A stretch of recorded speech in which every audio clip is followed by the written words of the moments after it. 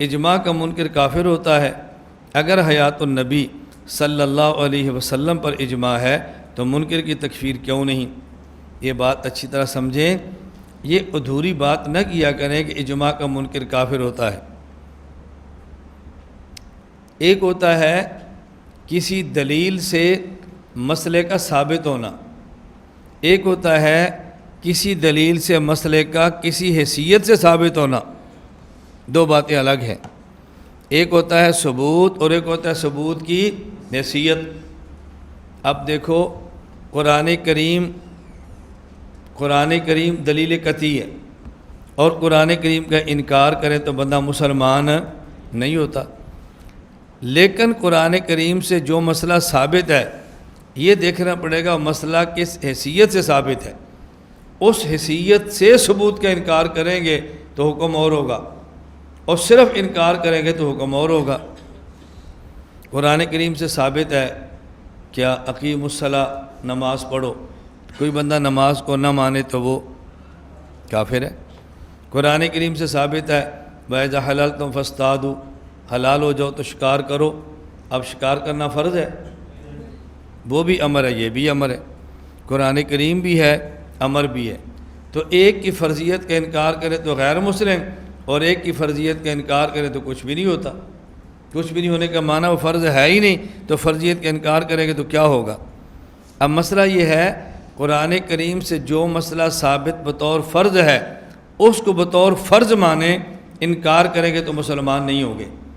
اور جو مسئلہ ثابت ہے لیکن فرض کی حیثیت نہیں، مستحب یا مباح کی حیثیت سے، اس کا اگر انکار کریں گے، اب اس آیت کا انکار کریں گے تو بندہ مسلمان نہیں رہے گا، آیت کا انکار کریں گے تو مسلمان نہیں ہوگا۔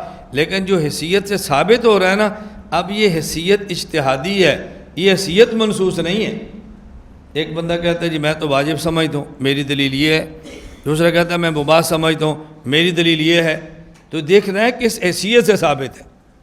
اسی طرح حیات النبی صلی اللہ علیہ وسلم ثابت ہے امت کے اجماع سے، لیکن امت کا اجماع حیات النبی پر یوں نہیں ہے کہ جو حیات النبی مانے گا مسلمان، نہیں مانے گا تو کافر۔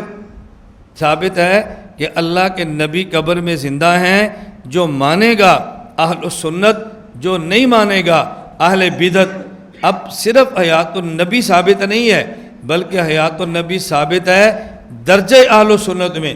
اگر کوئی شخص حیات النبی فی القبر کا انکار کرے گا تو وہ کافر نہیں ہوگا، ہاں اہل السنت نہیں رہے گا۔ اہل السنت یہ دیکھنا ہے کہ ثابت کس حیثیت ہے، جس حیثیت سے ثابت ہے اسی حیثیت سے ماننا ہے۔ وہ چھوڑ دیں گے تو اسی حیثیت کا فتویٰ لگ جائے گا۔ تراویح 20 رکعت ہے، اجماع ہے۔ تراویح 20 رکعت ہے، اجماع ہے۔ کیا اجماع ہے؟ 20 رکعت پڑھنا فرض ہے، یہ اجماع ہے۔ اجماع کس بات پر ہے؟ 20 رکعت سنت ہے۔ اب اگر کوئی 20 رکعت نہیں مانتا تو وہ فرض کا انکار کر رہا ہے سنت ہونے کا، تو جب انکار سنت ہونے کا کر رہا ہے تو کافر ہوگا یا اہل بدعت؟ اہل بدعت ہوگا، کافر کیوں ہوگا؟ میں نے اس لیے آپ سے کہا تھا کہ ان باتوں کو سمجھنا بہت ضروری ہے۔